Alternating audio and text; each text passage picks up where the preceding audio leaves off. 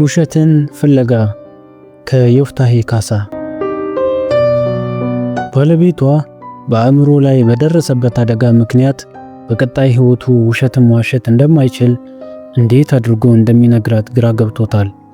ሲያሰላስል ቆየና አማራጭ በማጣት ንግግሩን ጀመረ። በጣም አዝናለሁ መክሊት፣ ባለቤትሽ በደረሰበት የመኪና ግጭት አደጋ በጣም የሚያሳዝንና ምናልባትም የሚያስገርም ሊባል የሚችል የአንጎል ጉዳት እንዳጋጠመው ማረጋገጣችን ስንገልጽልሽ በእውነት እያዘንኩ ነው አላት። የአእምሮ ሊቀ ጠበብቱ ሐኪም ሙልተዘም አንገቱን ግራና ቀኝ የነቀነቀ። ማለት ዶክተር የሚገርም አይነት ስትል አለች መክሊት ግራ ተጋብታ። ላንቺ ቀለል ባለ ቋንቋ ለማስረዳት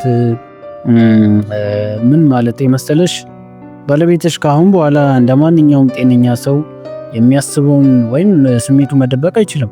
ይህ ማለት ደግሞ በቀላሉ ቋንቋ መዋሸት አይችልም፣ ወይም ሁልጊዜ እውነተኛ ስሜቱን ነው የሚያንጸባርቀው ማለቴ ነው አላት። ሐኪም ሙልተዘም አንገቱን አቀርቅሮ እንደገባት እርግጠኛ አልነበረም። መዋሸት አለመቻል እንዴት ሊገባት ይችላል አለ ዶክተር ሙልተዘም በልቡ። ዶክተር፣ ይህ ታዲያ እንዴት ችግር ሊሆን ይችላል? ማለቴ እውነተኛ መሆንና ስሜትን በግልጽ መናገር ጥሩ አይደለም እንዴ? ውሸት መናገር አለመቻል እንዴት ችግር ሊሆን ይችላል? መክሊት ግራ ተጋብታ ንግግሯን አንጠልጥላ ተወችው። እሱ ልክ ነሽ፣ ሁላችንም እውነተኛ መሆንና ግልጽነትን እንፈልጋለን።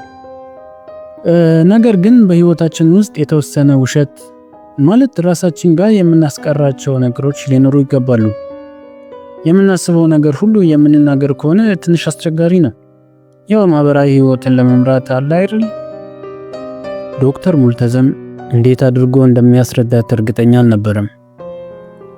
መክሊት በመኪና አደጋ ምክንያት ባለቤቷ ላይ ተፈጠረ የተባለውን የአእምሮ ጉዳት ሊገባት አልቻለም። እንግዲህ መዋሸት አይችልም ብሎ ጉዳት እንዴት ያለ ጉዳት ነው? እውነተኛ መሆንን ማን ይጠላል? ዶክተር ይቅርታ አድርግልኝና ያጋጠመውን ጉዳት እንደ ችግር ልወስደው አልቻልኩም። ምናልባት ስላልገባኝ ይሆናል፣ ግን እውነተኛ መሆን የሚበረታታ እንጂ የሚጠላ ነገር አይመስለኝም አለች መክሊት። ዶክተሩን ያስተባበለችው እንዳይመስለው ድምጿን ስጋት እየተጫነው። ዶክተር ሙልተዘም ከዚህ በላይ ሊያስጨንቃት አልፈለገም። በራሷ ጊዜ ሁኔታውን እንደምትደርስበት ገመተ። አሁን ባለቤትሽን ለማግኘት ዝግጁ የሆንሽ ይመስለኛል። ብቻሽን ነው እንዴ ልትወስጂ የመጣሽው? አባቴ እናቴም አብረኝ መጥተዋል። ውጭ ሆነው እየጠበቁኝ ነው አለች መክሊት። ዶክተር ሙልተዘም የእናትና የአባቷን መምጣት የወደዱ አይመስልም። ፊቱን ቀጭም አድርጎ ሲያስብ ከቆየ በኋላ ትከሻውን ምንም ሊደረግ አይችልም በሚል ስሜት ሰብቆ መክሊትን ባለቤቷ ወደተኛበት ክፍል ይዟት ገባ። መብራቱ ውስጠኛው ክፍል ውስጥ ጋሚ ከላይ ደርቦ አንድ ወንበር ላይ ቁጭ ብሏል። መክሊት እንዳየችው ወደሱ ሮጣ አንገቱ ላይ ተጠመጠመችበት። ከጠበቀችው በላይ በአጭር ጊዜ ተለውጧል። ጭንቅላቱን በመኪና አደጋ ሲገጭ ለ3 ወራት ያህል ማንንም ለመለየት ከማይችልበት ሁኔታ ላይ ደርሶ ነበር። አሁን ግን ሙሉ በሙሉ የተሻለው ይመስላል። መክሊትዬ በጣም ነበር የናፍኩሽ ብሎ አንገቷ ስር ውሽቅ አለ። መክሊት የባለቤቷ የመብራቱ ሁኔታን ሰፈሰፋት። እሷም በጣም ነበር የናፈቀችው።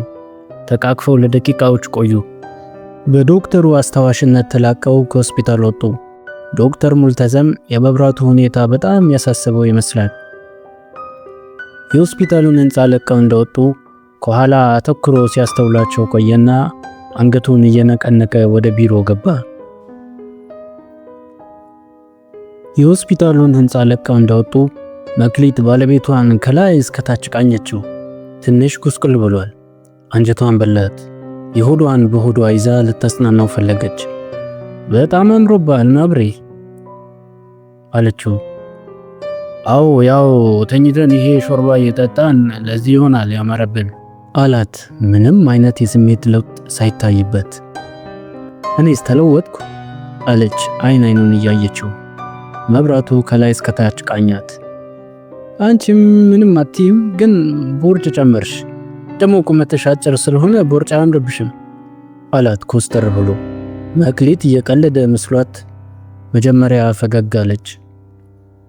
ፊቱ ላይ ቀልድ ስታጣና ከልቡ መሆኑ ስታውቅ ደንገጥ አለች። ይሄን አልነበረም የጠበቀችው። አዎ ጥሩ ላይ ነው ያለሽው ምናምን እንዲላት ነበር የጠበቀችው። የዶክተር ሙልተዘም ማስጠንቀቂያ በጆሮዋ ማቃጨል ጀመረ። ከአሁን በኋላ መዋሸት የሚችል አይመስለኝም የሚለው የዶክተሩ ንግግር። እማማና አባባ እኮ ከበቡ ጋር እየጠበቁን ነው። እንዴት ናፍቀኸዋል መሰለ። እማማ በተለይ በጣም ነው ናፈቀች አለች መክሊት አይኑን በስስት እያየችው። እናትሽን ታያቸው፣ እንዲያውም አይናቸውን ባላይ ደስ ይለኝ ነበር አላት መብራቱ ከፍት ብሎት። እንዴ ለምን የኔ ጌታ እንደ ልጇ እኮ ነው የምትወድ መብርዬ። መክሊት የምትናገረው ጠፋባት። እንደ ልጃቸው ነው የሚያዩኝ? ኧረ ተይኝ አለ መብራቱ በማሾፍ መልክ ሳቅ እያለ። መክሊት ምን ሊል ነው ብላ በድንጋጤ ታስተውለው ጀመር። ከአሁን በኋላ መዋሸት የሚችል አይመስለኝም የሚለው የዶክተሩ ንግግር እንደ ደወል በህሊናዋ ያቃጨለ። እንዲያውም ልንገርሽ እናትሽ በጣም ባለጌ ናቸው። ስንት ጊዜ መሰለሽ ያልሆነ ነገር እንድናደርግ የጠየቁኝ። በጣም ቅሌታም ናቸው። እኔማ የልጆ ባል አይደለሁ ወይ? እንዴት እንደዚህ ይጠይቁኛል ብዬ ስላቸው ምን እንዳሉኝ ታውቂያለሽ? ቀረብ ራሷ የወጣችበትን ብትቀምሰው ምን አለበት አይሉኝ መሰለሽ? በጣም ነው የምጠላቸው። አባትሽ ግን ደግ ናቸው። አሁን እናትሽ ከዘበኛቸው ጋር ምን እንደሚያደርጉ ቢያውቁ ምን ይላሉ? እኔማ ቆይ እነግራችኋለሁ። መክሊት ትንፋሽ አጠራት። ኡኡ ብላ መጮህ አማራት። እናትና አባቷ ከክበቡ እነሱ ወዳሉበት ሲመጡ አስተዋለች። አባቷ መብራቱ የሚናገረውን ቢሰሙ የደም ብዛታቸው ተነስቶ እዛው ፍግም እንደሚሉ ጥርጥር የለውም። ወደ እነሱ እየቀረቡ ሲመጡ አንድ ነገር ማድረግ እንዳለባት ቆረጠች። መብራቱን እያፋጠነች ከህንፃው ወደ ኋላ ወሰደችው። በጓሮ በኩል አድርጋ ወደ ዋናው መንገድ ወጡ። ሚኒባስ ታክሲ ስትመጣ መክሊት በፍጥነት አስቆማ መብራቱን እያቻኮለች ወደ ውስጥ ገቡ። ደንግጣለች። ዶክተር ሙልተዘም ያለው ነገር አሁን በደንብ ገብቷታል። የእናቷ ቅሌት አፍራ ምን ትሆናለች? መብራቱ ይህን ሁሉ ችሎ መቀመጡ ለሱ ያላትን ክብር ከፍ ቢያደርገውም በእናቷ ላይ የቅናት ኃይሎት ቁጣ በጭንቅላቷ ውስጥ ተቀጣጠለ። እንዴት እንዴት አደርጋለች? ከእናቷ ጋር ያላት ግንኙነት እስከ ወዲያኛው ሲበጣጠስ ታወቃት። ታክሲ ውስጥ ገብቶ ትንሽ እንደተጓዙ ከኋላ ወንበር ሞቅ ያለ ሰላምታ ሰምታ ዞር አለች። እንዴ መብሬ እንኳን ለዚያ በቃ የኔ ጌታ፣ መቼ ከሆስፒታል ወጣ? አለ አንድ ወፍራም ቦርጫም ሰውዬ ከተቀመጠበት ወንበር ጀርባ ሆኖ እጁን ወደ ባለቤቷ በሰላምታ እየዘረጋ። ዛሬ ወጣው አለ መብራቱ ረጋ ብሎ ሰውየውን እየጨበጠው። እንኳን እግዚአብሔር አተረፈው ወንድሜ፣ ሌላውን ቀስ ብለህ ትደርስበታለህ አለ ሰውየው በማዳነቅ። ኧረ ተመስገን ነው፣ በህይወት መትረፉም ትልቅ ነገር ነው አለ መብራቱ ረጋ ብሎ። መክሊት ደስ አላት።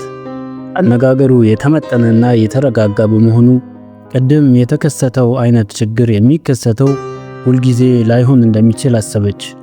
በአይምሮ ላይ በደረሰው አደጋ ምክንያት ከአሁን በኋላ መዋሸት የሚችል አይመስለኝም የሚለው የዶክተሩ ንግግር ግን አሁንም በህሊናዋ ያቃጭላል። ከሰውየው አነጋገር ከመብራቱ ጋር አንድ መስሪያ ቤት እንደሚሰሩ ገምታለች።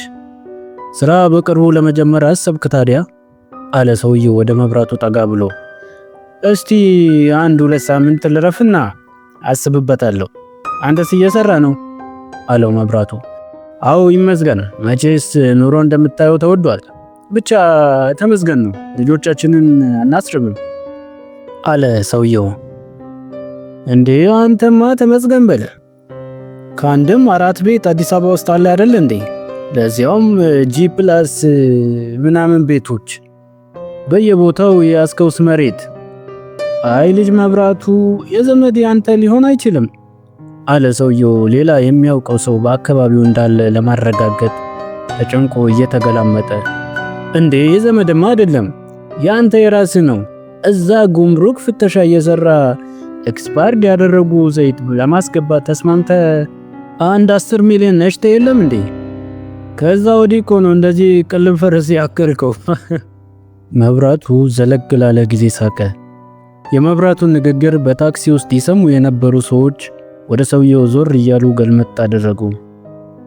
አንተ ነህ ለካ በማይረባ ዘይት ሆዳችንን እያተራመስ የምትገኝ፣ ቆይ ነብራየኝ በል የሚሉ ይመስላሉ በውስጣቸው። ሰውየው ተጨነቀ። ሐሳብ ያቀርብልኝ ብሎ ማን ረዳት የሶስት ሰው ሂሳብ ተቀበል ብሎ እጁን ሲዘረጋ ረዳቱ መክፈሉን ነገረው። እንዴት ነው አሁንም ሙስና እየበላ ነው? አለ መብራቱ ወደ ሰውየው ዞሮ። ሰውየው በድንጋጤ አመዱ ቡን አለ። ወራጅ ወራጅ ብሎ ጮህና ከታክሲው ዘሎ ወረደ። መክሊት የምትገባበት ጨንቋት ተሳቀቀች። ዶክተሩ የነገራት ችግር እስከዚህ ይደርሳል ብላ አልገመተችም ነበር። ሌላ ሰው ሳያገኙ ሰፈራቸው እንዲደርሱ እየጸለየች እየፈራችም ጭምር ምንም ችግር ሳያጋጥማቸው ሰፈር ደርሰው ወረዱ።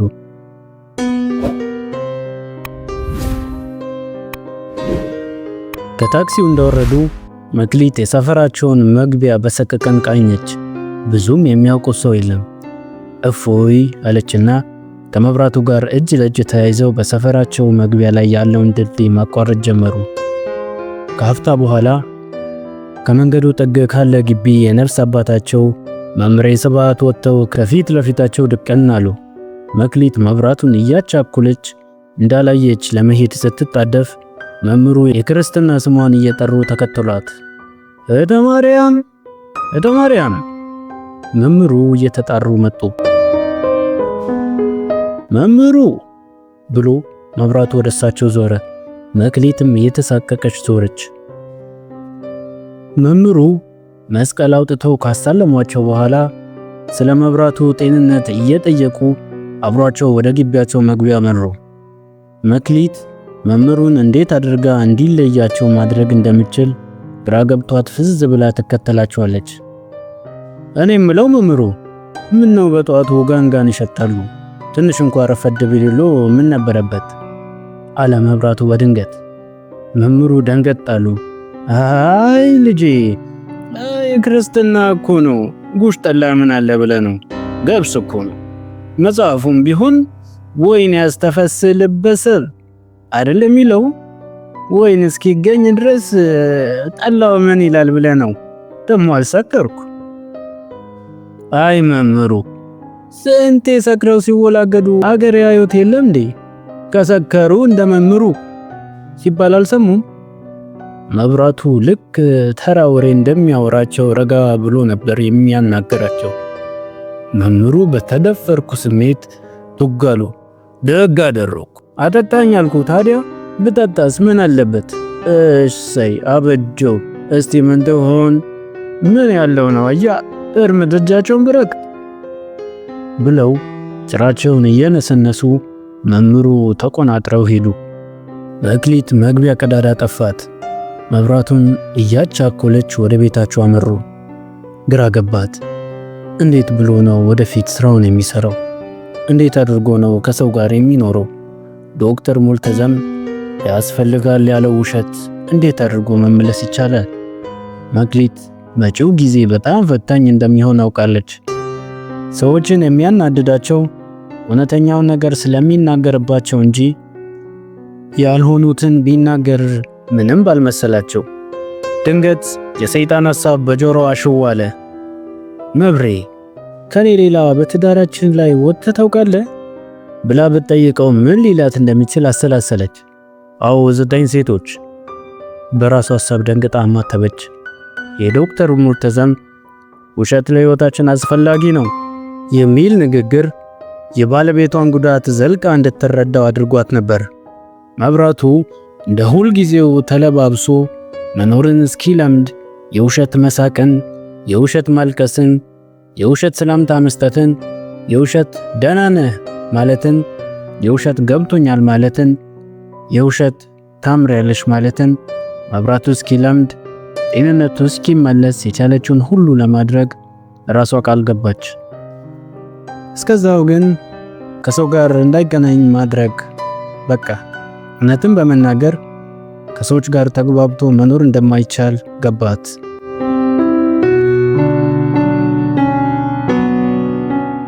ትረካው ከተመቻችሁ ላይክ ማድረጋችሁን አትርሱ።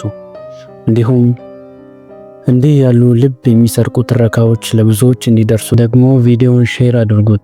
ለቻናላችን አዲስ ከሆናችሁ ደግሞ ሰብስክራይብ በማድረግ የጥበብ ቤተሰባችንን ይቀላቀሉ። በሚቀጥለው ቪዲዮ ሌላ ድንቅ ታሪክ ይዘንላችሁ እስክንመጣ ድረስ በሳቅና በጤና ቆዩልኝ። ትረካ አድማስ